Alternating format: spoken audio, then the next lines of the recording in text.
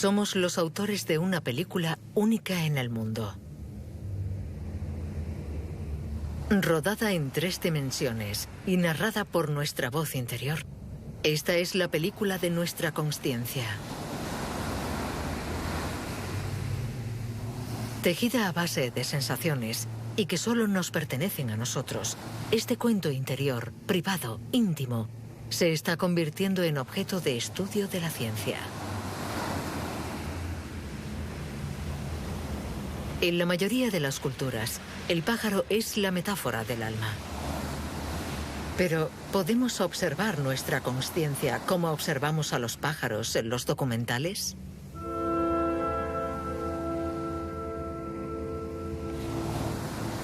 ¿Qué puede decir la ciencia sobre este yo que constituye nuestra experiencia de la vida y del mundo?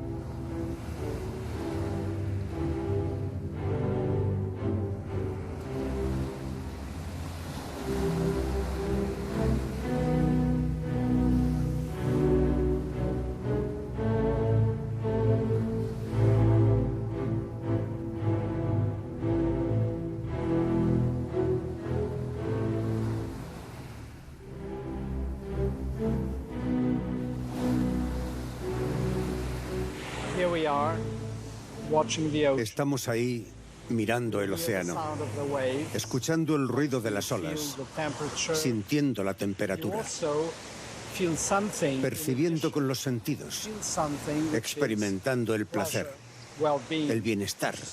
Y todo esto nos provoca una emoción.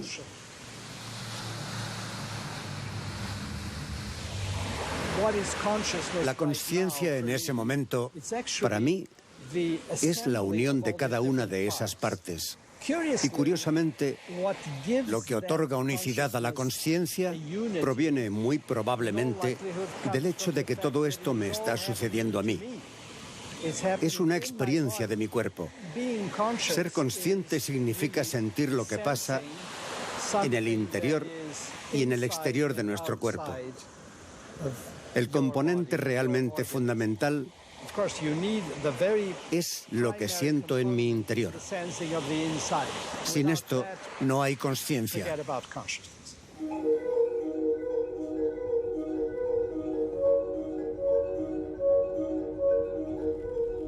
Antonio Damasio es conocido en todo el mundo por sus investigaciones sobre el cerebro, cuya complejidad está explorando. Para él, la conciencia es fruto del incesante ir y venir de las percepciones externas y las emociones internas. Eso que llamamos la mente no es otra cosa que el resultado de este intercambio entre nuestro cuerpo y el mundo que nos rodea.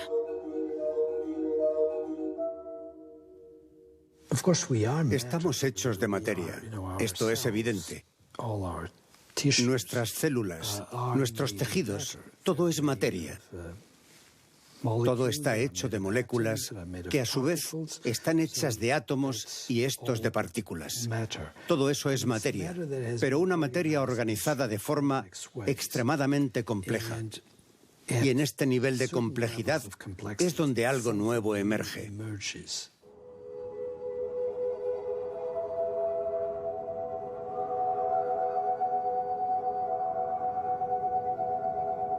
Igual que un tornado provoca millones de acontecimientos interdependientes, los científicos sostienen que la consciencia surge de la actividad compleja de miles de conexiones que existen entre nuestro entorno, nuestro cuerpo y nuestro cerebro.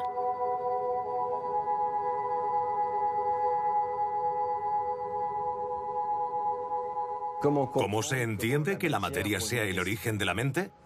Durante la evolución, siempre ha estado muy presente la idea de trasladar al interior del organismo una representación del exterior. Y la conciencia, o eso que llamamos mente, es finalmente la capacidad biológica surgida a lo largo de la evolución de crear en nuestro cerebro una representación cada vez más sofisticada del mundo exterior.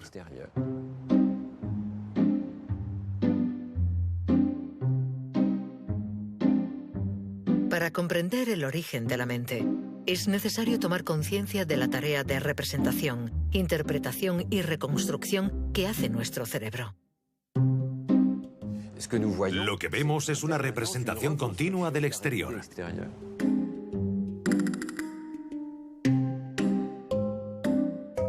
Las ilusiones visuales nos ofrecen decenas de formas de manipular la conciencia libremente.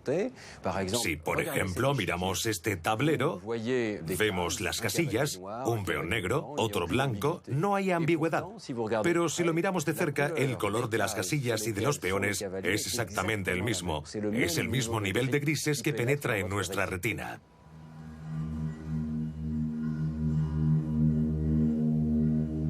¿Qué está pasando?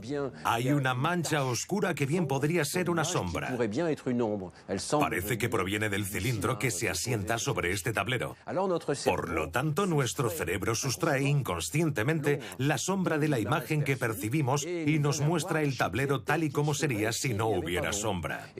Todos estos cálculos son inconscientes. Lo único de lo que somos conscientes es del resultado. Pero este ejemplo nos enseña que el cerebro hace cálculos complejísimos antes de que podamos acceder a la información consciente.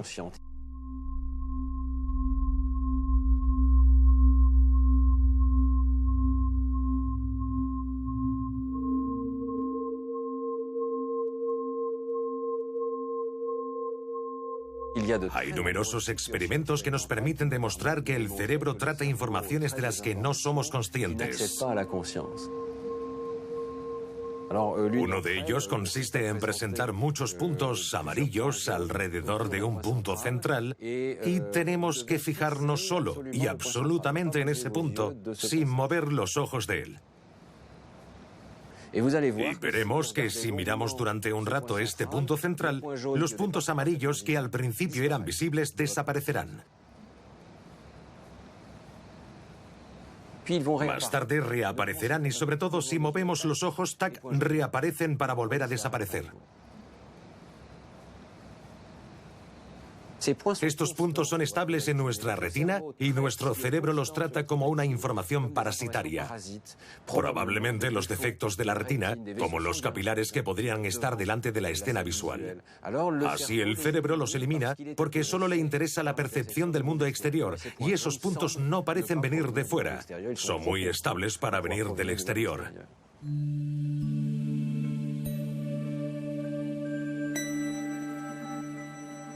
Lo que vemos continuamente es una reconstrucción de la realidad exterior.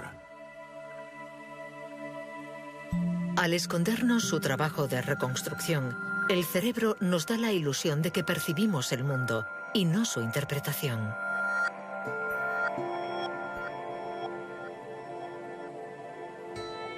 ¿Cómo podemos saber entonces aquello que da origen a la conciencia?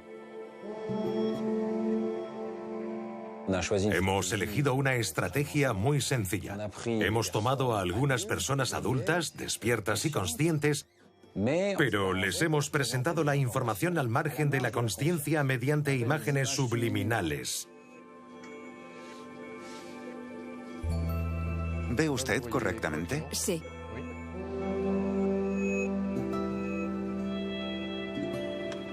Adelante. En esta experiencia presentamos una cifra durante un tiempo muy breve, 16 milisegundos. Le sigue un espacio en blanco y después unas letras en el lugar donde aparecía la cifra. Empezamos el experimento y como el lapso entre la cifra y las letras es bastante amplio, podemos identificar cada cifra y decir si se trata de un 4 o de un 1. Aceleramos progresivamente el tiempo de la presentación hasta los 66 milisegundos y algunas personas dejan de ver la cifra. Y cuando la pausa entre la cifra y las letras alcanza los 33 milisegundos, ya no conseguimos ver nada y la mayoría de la gente tiene la impresión de que ya no hay número. El número está ahí, pero no llega a nuestra consciencia.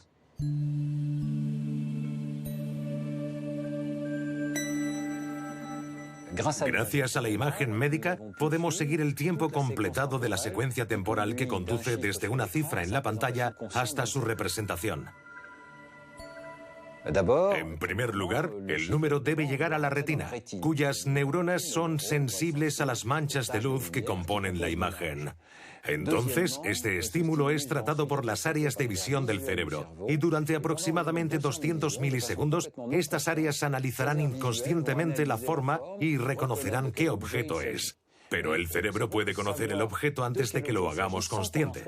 Todavía serán necesarios 100 milisegundos más para que continúe la actividad cerebral y la imagen llegue al córtex frontal, al córtex parietal. Estas regiones se sincronicen y se pongan de acuerdo. Determinan que es una cifra, el 2, y solo entonces la representación se hace consciente. La actividad cerebral no es en absoluto la misma en función de si vemos o no el número. En ambos casos, el tratamiento inconsciente es idéntico. Pero cuando vemos el número, el cerebro destella. Ese destello es la firma neuronal de la conciencia.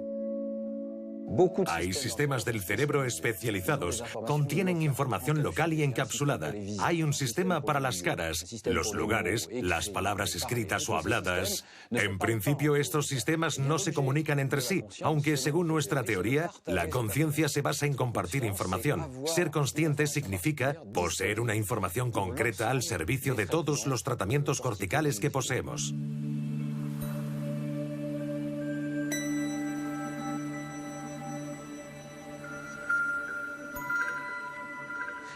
No sabemos cuándo tiene lugar el primer momento de consciencia. Sería interesante saber cuándo sucede por primera vez. Es evidente que el bebé en el útero tiene movimientos que, aunque sean coordinados, pueden haberse producido de forma refleja, sin ser conscientes. Desde el principio, la consciencia comienza por las percepciones. ¿Qué sucede en el cerebro de un bebé que ve, escucha y siente placer? ¿A partir de qué momento podemos ver los primeros signos cerebrales de la consciencia? El problema con los bebés es que no pueden decir si son conscientes o no. Lo que hacemos es mirar directamente en el cerebro para ver si los mecanismos de la conciencia, reconocibles en los adultos, están presentes en el cerebro del bebé. Nos instalaremos delante de la pantalla. Vamos a mostrarle algunas caras durante espacios de tiempo cortos o largos y vamos a grabar su actividad cerebral al mismo tiempo. Vale. Los investigadores han medido la actividad cerebral de los bebés de 5 a 15 meses para intentar encontrar en su cerebro el destello característico de la toma de conciencia.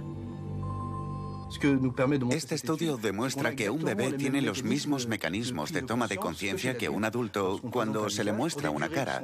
Durante periodos relativamente largos, la activación es tardía. Y en los periodos demasiado cortos como para que el bebé capte el rostro, la respuesta es de nivel 0, completamente plana. La única diferencia que podemos observar entre el adulto y el bebé es de tiempo. Los mecanismos son los mismos, pero el bebé tarda entre 3 a 4 veces más. Esta curva característica prueba que desde los 5 meses los bebés son conscientes de su percepción. Esta curva demuestra que aunque la cara haya desaparecido, el bebé sigue pensando en ella, focalizándose en ella, y se dice a sí mismo: acabo de ver algo interesante. He visto una cara. ¿Qué significa esto? ¿Por qué la he visto? ¿Se parece a alguna otra cosa? Claro que no podemos saber lo que el bebé está pensando, pero sabemos que está pensando.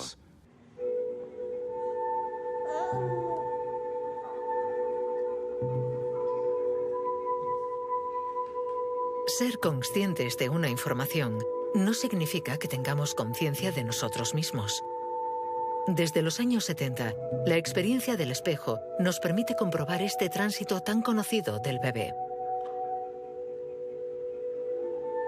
A los 2 años, el bebé es capaz de tocarse una mancha puesta en su rostro sin haberse percatado. Este experimento se ha filmado con un espejo de 2 caras. ¿Quién está ahí?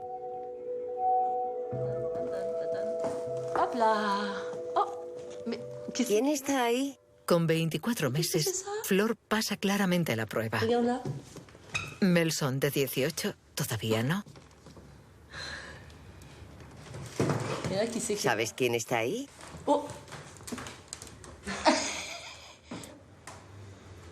Sí, lo veo en el espejo, pero ¿dónde está? Está aquí. Está ahí. Vemos claramente que se toca. Es completamente consciente de que lo que ve en el espejo es él mismo. Es interesante porque se trata de un movimiento muy complejo a nivel de consciencia, ser capaz de tocarse por lo que ve en el espejo. Mira lo que hago.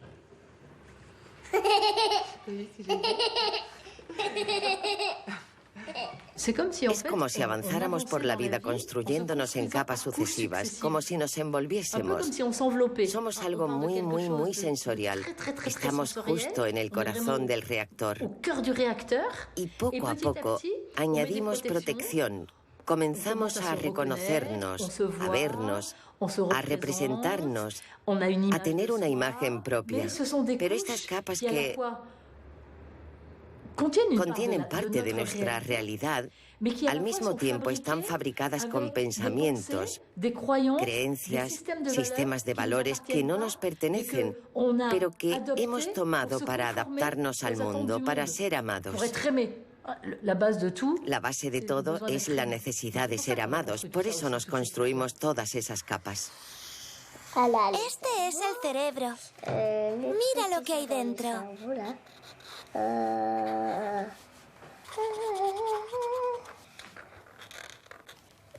Aquí pienso cosas.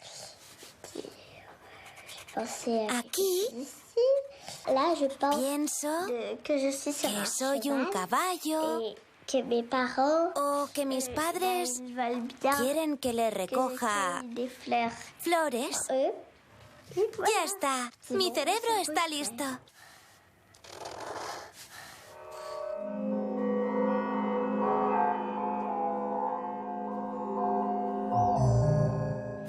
La conciencia es como una imagen de nosotros mismos que nos refleja permanentemente. Procede de lo que percibimos a través de los sentidos, pero los sentidos solo pueden capturar aquello que se corresponde con lo que ya tenemos dentro, es decir, es una especie de filtro.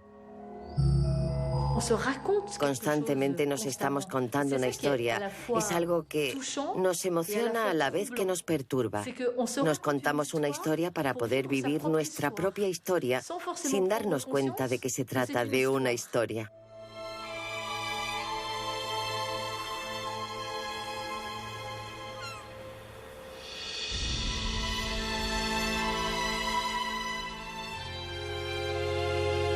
Como lo expresa bellamente Nancy Houston, somos la especie de los mentirosos.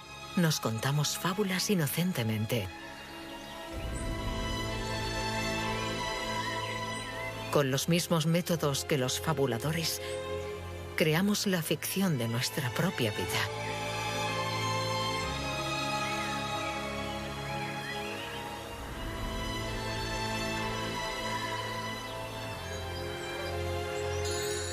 Nuestra conciencia es la representación del mundo al que pertenecemos, incluida dentro de nosotros mismos, y que se despliega como una historia. Hay 1000 formas de darnos cuenta de ello, pero un bello ejemplo es un vídeo alemán expresionista. Veréis formas geométricas, ese triángulo, una especie de rectángulo y después una pareja que llega. Hay interacción. Estos movimientos parecen una especie de conflicto con sus pausas. Vemos la mirada de ese individuo. Podemos incluso decir a qué sexo pertenecen, la forma redondeada, femenina, y esta masculina.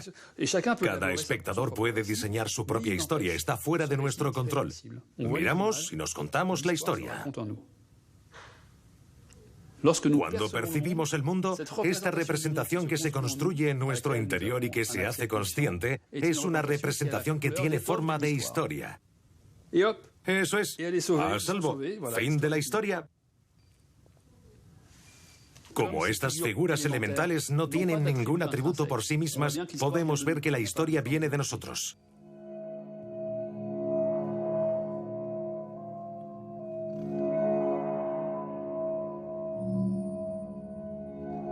¿Por qué? ¿Por qué le damos sentido?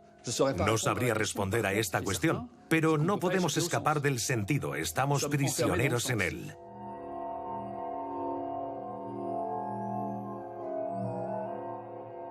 La diferencia entre la realidad y la representación es lo que da lugar al sentido.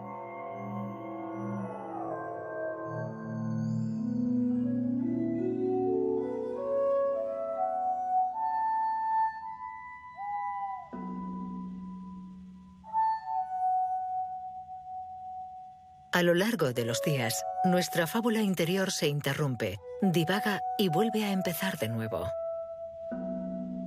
Dormidos o despiertos, concentrados o en la luna, nuestra conciencia oscila a su antojo de un estado a otro.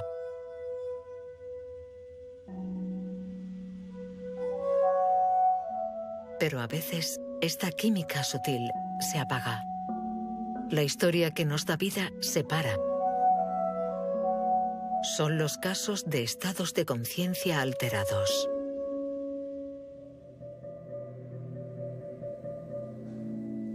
¿Qué es la consciencia? ¿Cómo la explicamos? ¿Es una cuestión de actividad neuronal? ¿Sabemos dónde encontrarla? ¿Es este diálogo que tengo conmigo mismo en este momento? No. No podemos reducir la consciencia al simple hecho de tener o no un lenguaje o una comunicación.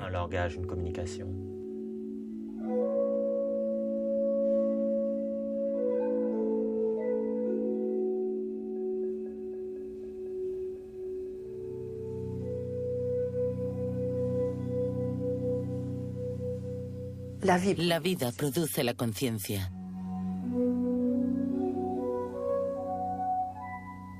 Tenemos que vivir con Natán.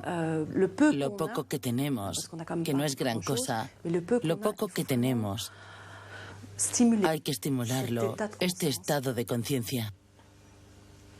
Sigue el espejo con los ojos. Otra vez. Genial. Fue un accidente de coche. Lo típico de alguien que va conduciendo demasiado rápido porque ha bebido. Y cuando llegamos, la policía nos dijo, no sabemos qué hacer con el niño está muerto. Lo llevamos al hospital a cuidados intensivos y estuvo en coma 4 años. Natán, mírame. Natán, ahora cierra los ojos muy fuerte. Ciérralos. Muy bien, genial. Genial, lo has hecho muy bien. Él siempre está buscando esa vocecita que le viene de cuando en cuando, pero que por desgracia no tiene todo el tiempo. A veces está completamente ausente. Puedes preguntarle, hacer lo que quieras, come, bebe, no importa, está completamente ausente. Y otros días está presente. No tengo voz. Estoy muerto. No estás muerto, Natán. Todavía no. Estoy muerto. No, todavía no. Eso más tarde, ahora no. Cálmate, Natán. Mamá está aquí.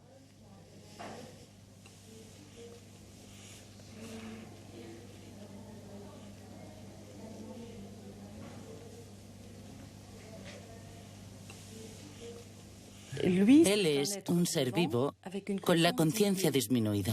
Así que los puntos de referencia que nosotros tenemos, él no los tiene. Se los llevó el coma.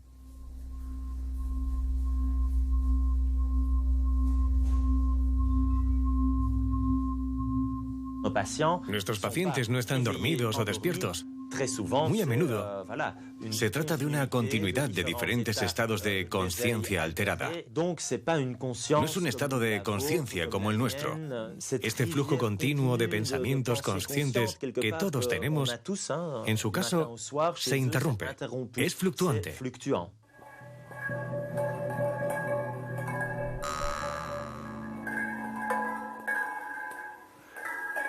Cuando la consciencia de un paciente fluctúa, necesita comunicarse a través del lenguaje o de algún otro código para que sepamos que está consciente. Pero los pacientes con parálisis no pueden revelar nada de su estado mental. Tras exámenes intensivos y repetitivos, más de un tercio de los pacientes en estado vegetativo consigue mostrar signos mínimos de conciencia, a pesar de las apariencias. Cuando los médicos se plantean la pregunta de la conciencia, lo que quieren saber es, ¿hay alguien ahí? O dicho de otro modo, ¿frente a mí hay alguien que piensa, que siente, que tiene una vida en primera persona? Mírame. Estoy aquí, a tu derecha. Mírame. Mueve los dedos, la mano, inténtalo. Si el paciente no puede comunicarse, debemos ver su actividad cerebral para comprobar su estado de conciencia. Te pondremos un casco de electrodos y escucharás unos sonidos. Es para ver si reaccionas a ellos, ¿de acuerdo? Vamos a empezar. La idea del test consiste en que cuando estamos conscientes, siempre somos conscientes de algo. Por ejemplo, los sonidos.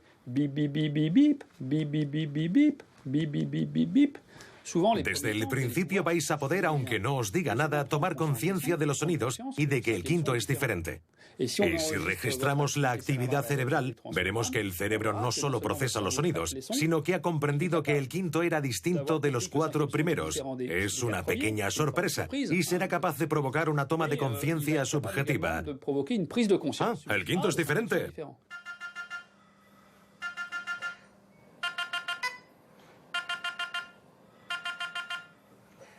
Con este simple test auditivo, los investigadores han encontrado el medio de ver la huella de esta pequeña sorpresa en el cerebro.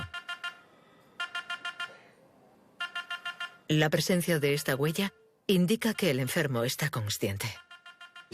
Aquí vemos que cuando hemos activado los sonidos, ha habido una respuesta de su cerebro a los primeros sonidos. Pero lo importante es que casi 3 décimas de segundo después de que el quinto haya sonado, y dado que este era diferente, inesperado, hemos tenido algo enormemente positivo, que no existía cuando el quinto sonido era como los demás. Es la señal de la toma de conciencia.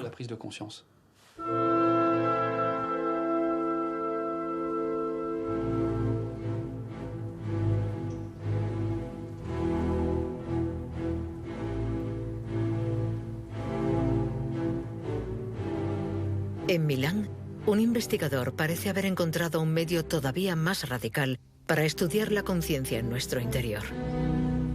Ha inventado una especie de conscientímetro que mide la amplitud de nuestros estados de conciencia y de vigilia.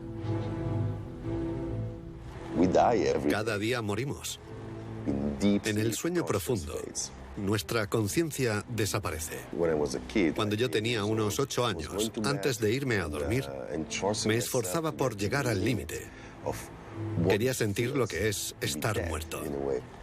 No es el silencio puro, ni tampoco el negro absoluto. Todo desaparece.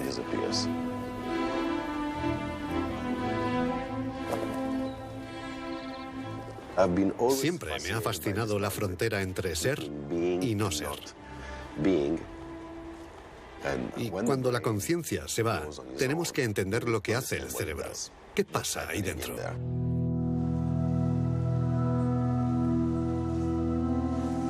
Marcello Massimini empezó estudiando su propio cerebro.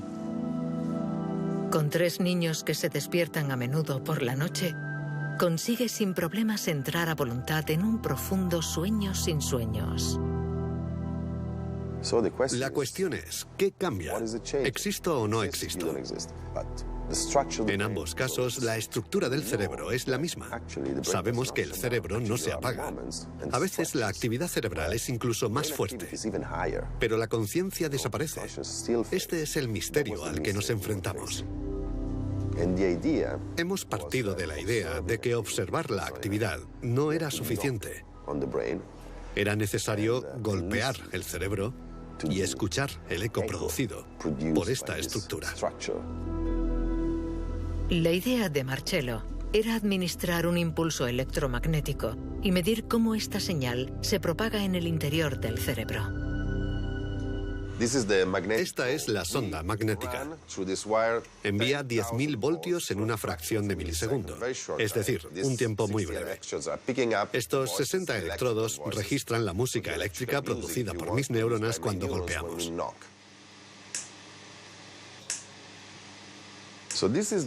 Este es el eco de mi cerebro. Así podemos ver el grado de complejidad.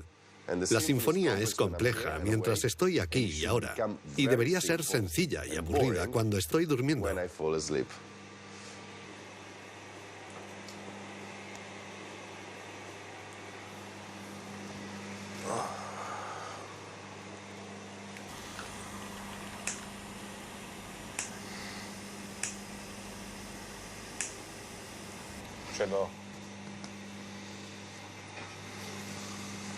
Vale, ya está.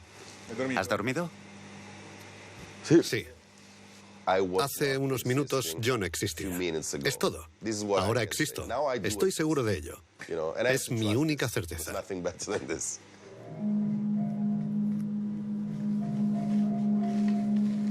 Al comparar su cerebro despierto y después dormido, esto es lo que Marcello ha descubierto. En un cerebro despierto y consciente, el choque eléctrico reverbera durante largo tiempo y de forma compleja.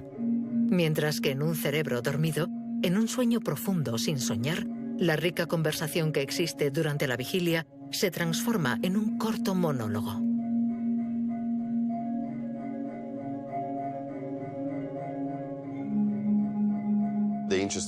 Lo interesante es la respuesta durante el sueño. El cerebro siempre está activo, no se apaga, pero su respuesta es completamente diferente. Es anodina, local, y ha perdido totalmente su riqueza. El cerebro está activo, reacciona, pero ha perdido su complejidad. Medir esta complejidad significa medir nuestro estado de conciencia. Los cerebros en coma, anestesiados o dormidos, son siempre menos complejos que los cerebros despiertos y conscientes. Con estas medidas, los científicos pueden ya interpretar el fenómeno de la consciencia en términos puramente matemáticos. Todavía no podemos explicar la consciencia, pero podemos medir la complejidad de su eco. Este eco es la música de la conciencia. Es la reflexión de una estructura magnífica, de una catedral donde los ecos viajan y se propagan. Es la expresión de un potencial, un maravilloso trozo de materia.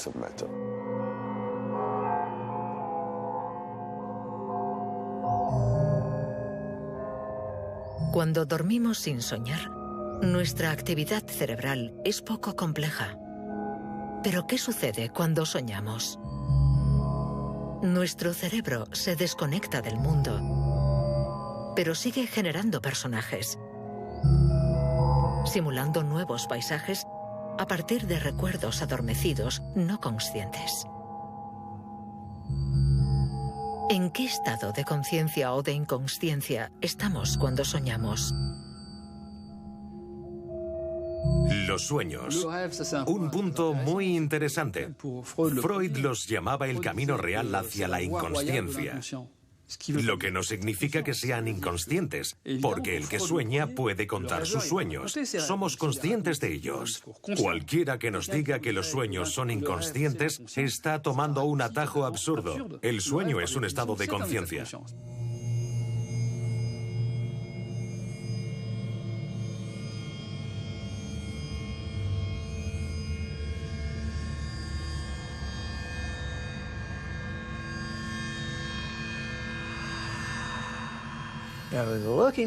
En 1978, yo buscaba un medio para estudiar la conciencia.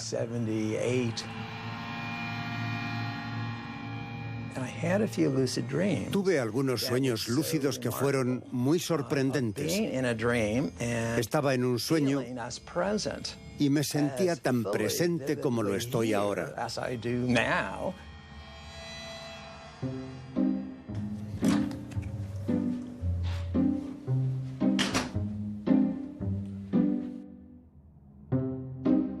El sueño lúcido significa soñar y saber que estás soñando. Mientras soñamos, tenemos la conciencia explícita de que estamos dentro de un sueño. A caballo entre el sueño y la vigilia, los sueños lúcidos son para Stephen LaBerge el medio ideal para descifrar nuestra conciencia. El investigador se mete de lleno en 37 años de sueños para registrar, descifrar de la forma más lúcida posible. Y descubre que la consciencia no es más que una clase especial de sueño. Así es como funciona. Durante la fase REM, el cerebro está encendido, está totalmente activo y es natural que produzca una simulación de la realidad.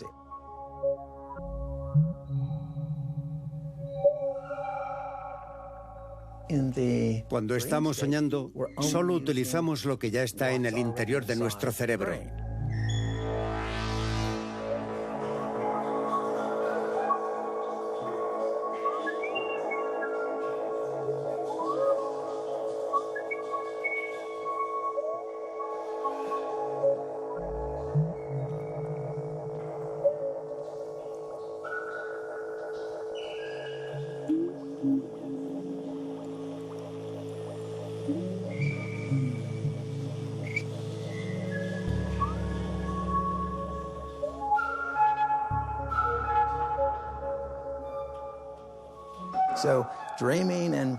Se podría decir que percibir la realidad es soñar la realidad. Nuestra conciencia está limitada por la realidad física, mientras que soñar es percibir las cosas libremente, es decir, sin los límites de la realidad. Los sueños no están condicionados por las leyes de la física ni de la sociedad, solamente por nosotros.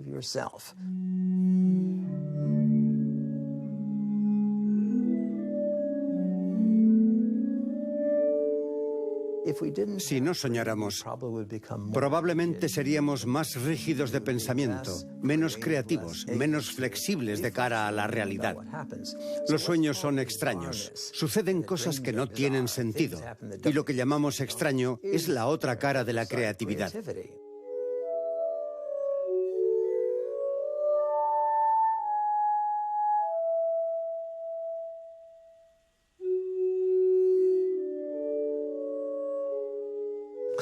La conciencia es un sueño. Creamos nuestra propia experiencia de la realidad. Todos estamos en la caverna de Platón y esta caverna está en nuestro cráneo. Estamos encerrados en este cráneo y no podemos ver otras imágenes que las que se proyectan sobre esta pantalla que atraviesa nuestros ojos y nuestros sentidos.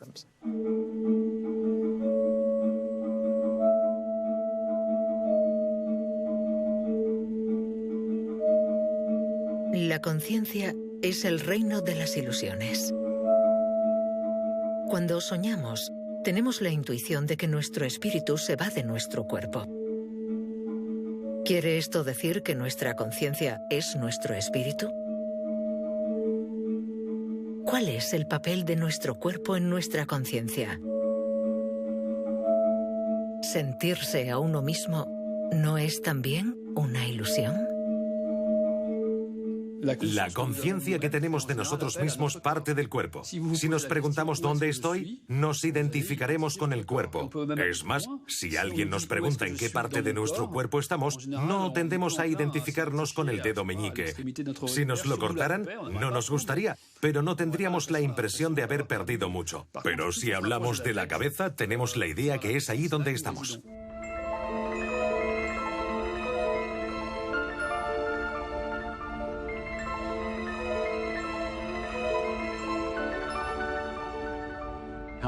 ¿Cómo podemos tener un sentimiento de identidad que experimenta el mundo y que vive en el interior de nuestro cuerpo?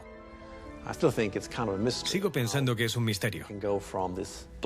Esta masa informe que podemos coger con las manos, ¿cómo llega a fabricar un individuo con todos sus recuerdos, sus experiencias, su personalidad y sus valores?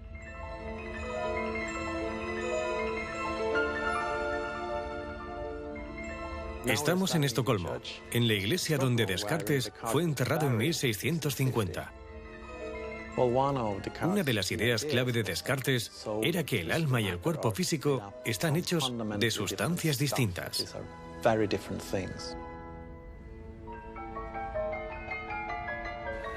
Irónicamente, 16 años después de ser enterrado, su cuerpo fue trasladado a Francia. Pero no su cuerpo entero. Alguien había robado su cabeza. Es una verdadera paradoja para alguien que pensaba tanto en la unión del alma y el cuerpo, haber sido enterrado sin cabeza.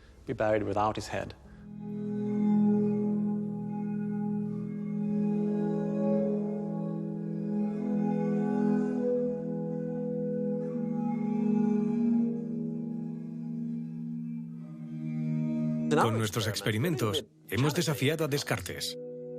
Hemos creado unas imágenes corporales de tamaño natural en las que modificamos la experiencia que tenemos respecto a nuestro cuerpo. ¿Qué apariencia tiene y dónde se encuentra?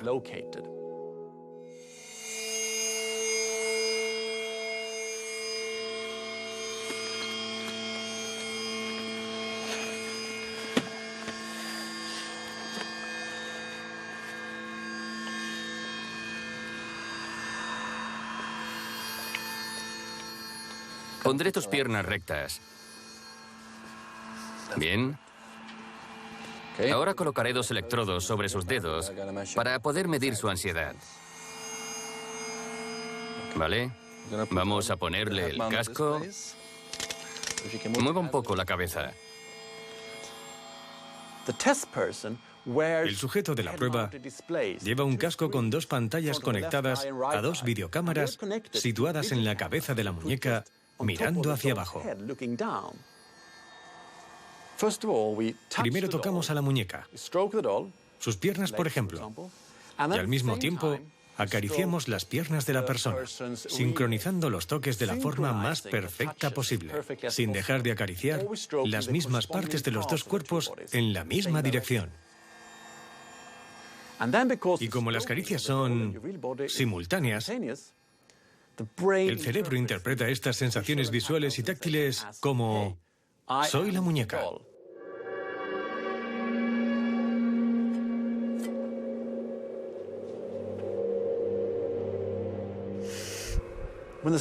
Cuando amenazan el cuerpo de la muñeca, sentimos mucho miedo. Empezamos a sudar. Y esto podemos medirlo. Es una prueba objetiva. El sentido común nos dice que tenemos un cuerpo, que vivimos en un mundo real. Eso es. Pero este experimento nos dice que no es así de simple. La experiencia consciente que tenemos del mundo y del cuerpo es una creación. Es una experiencia creada por nuestro cerebro.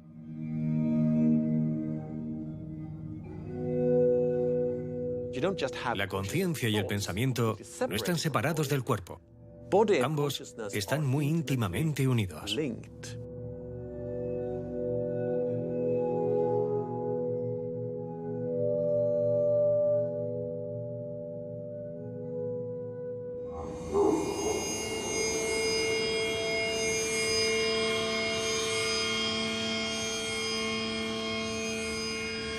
Para los científicos, nuestros pensamientos y nuestras emociones no surgen de un espíritu inmaterial, sino de un cuerpo y especialmente de un órgano, el cerebro.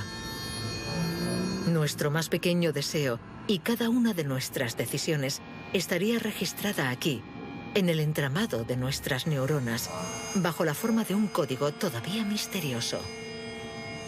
Pero todavía no sabemos quién decide en mí. En la escuela, a menudo resolvía problemas de matemáticas o de física por placer.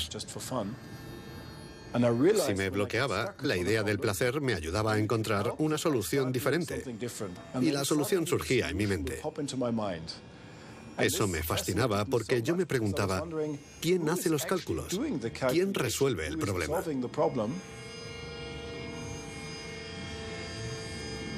En Berlín, John Dylan Haynes busca la huella cerebral de nuestro libre albedrío.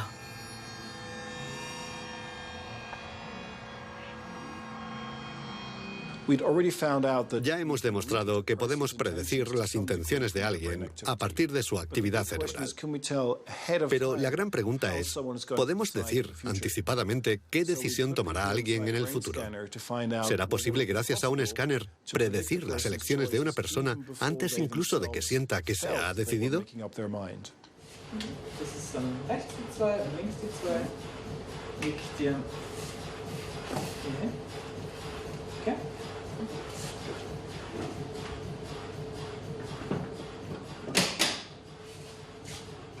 Es un experimento muy simple. Hay dos botones, uno a la izquierda y otro a la derecha, y tienen que decidir libremente cuál apretar. Es una elección libre. Para estar seguros de que la elección es totalmente libre, el investigador propone una alternativa muy limitada. La persona pulsa en unos botones que no encienden nada. Después, dispone de todo el tiempo que desee para decidirse. La firma cerebral de esta decisión sin consecuencias es muy sorprendente. Podemos predecir la elección de una persona a partir de su actividad cerebral hasta 7 segundos antes de que piense que ha tomado su decisión. 7 segundos. Un tiempo increíblemente largo. En el cerebro de las personas testadas, hemos encontrado dos regiones determinantes para decidir. Atendiendo a los voxeles, pequeños fragmentos que se parecen a cristales de azúcar, vemos que algunos de ellos se activan cuando estamos a punto de elegir el botón izquierdo, y otros lo hacen cuando vamos a elegir el derecho.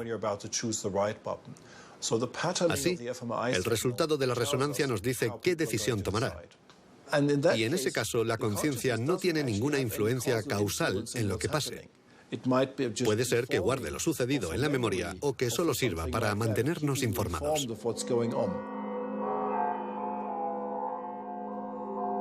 Este experimento solo hace la prueba sobre una minúscula decisión sin ningún objetivo. Pero ¿qué sucede con nuestras decisiones complejas? ¿Surgen de una suma de pequeñas decisiones tomadas en secreto por nuestras conexiones neuronales? ¿O bien existe un yo consciente capaz de influir en nuestros mecanismos inconscientes? Si por libre albedrío entendemos la inocente afirmación de que podemos tomar una decisión independientemente de nuestro cerebro, entonces las investigaciones actuales son bastante claras al respecto. No existe el libre albedrío. El sentimiento de libertad es en parte una construcción de nuestro cerebro. Ponemos en marcha todos estos circuitos de nuestro cerebro y activamos los sistemas de valores registrados en él por nuestros genes y por nuestra educación. Así tomamos una decisión que llamamos libre. No debemos pensar que estamos capacitados para un nivel de decisión más allá. Nuestra conciencia soporta decisiones que son como la cumbre del iceberg, surgidas de las profundidades de nuestros circuitos no conscientes.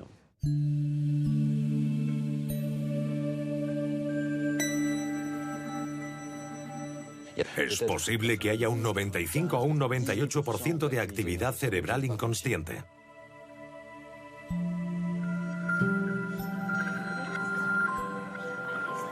Lo que considero como mi yo existe en gran medida al margen de mí mismo.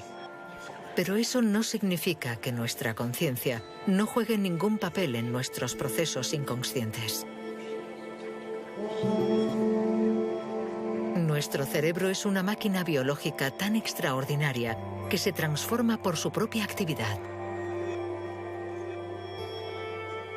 Cuanto más circula una información por nuestro cerebro, más profundamente se graba en nuestras conexiones nerviosas. Estos caminos no conscientes son el terreno sobre el que crecen nuestros pensamientos.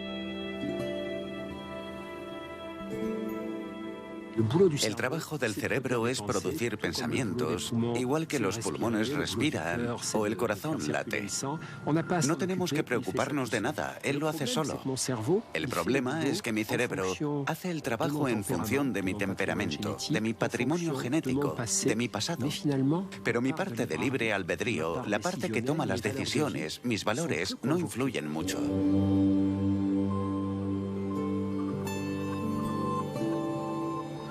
Cuanto más consciente soy de lo que me está sucediendo y mayor conciencia tengo de cómo estoy viviendo mi vida, mi experiencia, más aumenta mi libertad.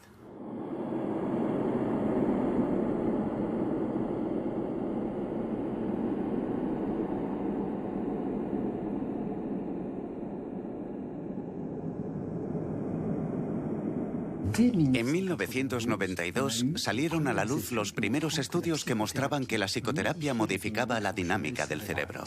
Es un dato histórico, porque por primera vez se comprobó que los esfuerzos puramente psicológicos y comportamentales modificaban el funcionamiento de un órgano, en concreto el cerebro. La meditación produce el mismo efecto. Visto desde fuera parece mágico, pero en realidad es lógico. El cerebro es un órgano como los otros. Si entreno mis músculos, voy a desarrollar mi fuerza. Y si entreno con regularidad mi cerebro, desarrollaré ciertas capacidades cerebrales.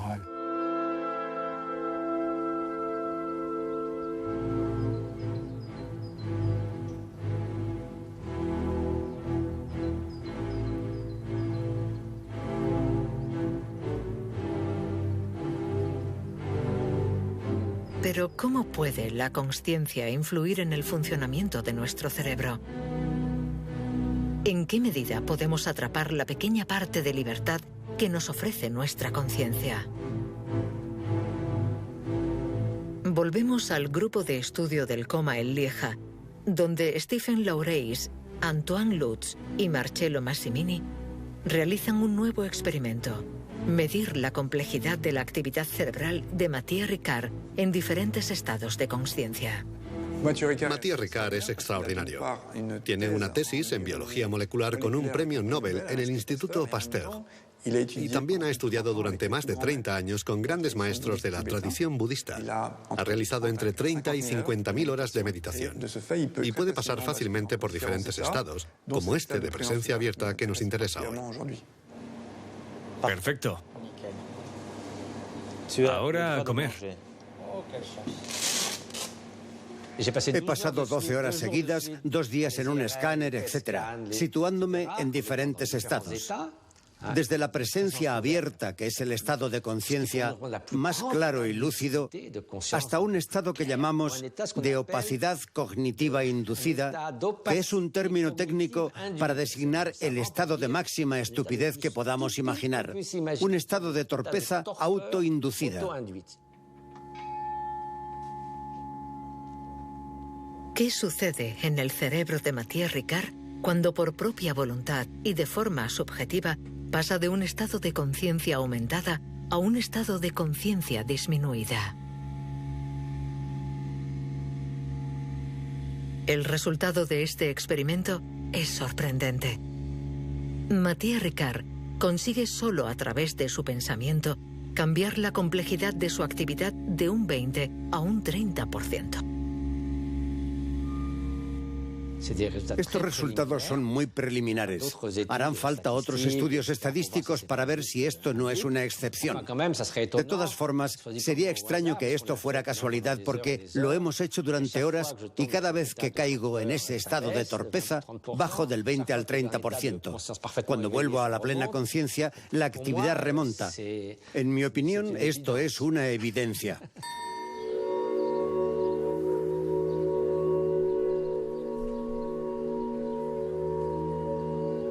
Nuestro cerebro puede modificar su propia forma de funcionamiento, y solo con el pensamiento.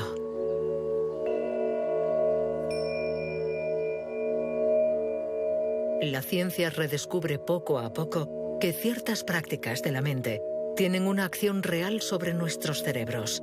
Pueden literalmente transformarlos en su estructura y en su funcionamiento más íntimo. Pero ¿dónde está el puesto de control que engendra tales cambios? ¿Por qué es tan inasequible?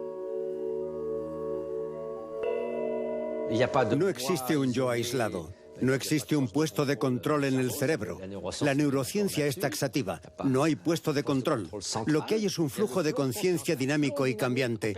Un flujo experiencial. Momento a momento, cada uno determina el estado del siguiente. Y el conjunto de experiencias pasadas hace que mi estado presente refleje la historia de este continuum. Unas las recuerdo, otras no. Pero en esto consiste este continuum. No hay más.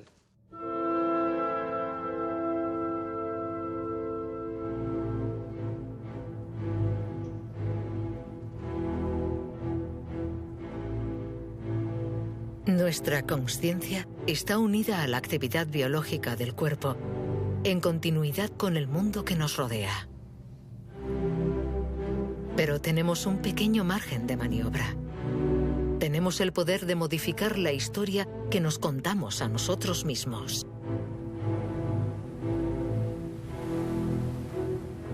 Para darle sentido al mundo, nuestro cerebro concibe las categorías y los límites. Vemos el mar a un lado y la arena al otro. Pero cuando nos acercamos, esta frontera desaparece. ¿Dónde comienza el mar y termina la playa? ¿Dónde empieza la consciencia? ¿Dónde termina?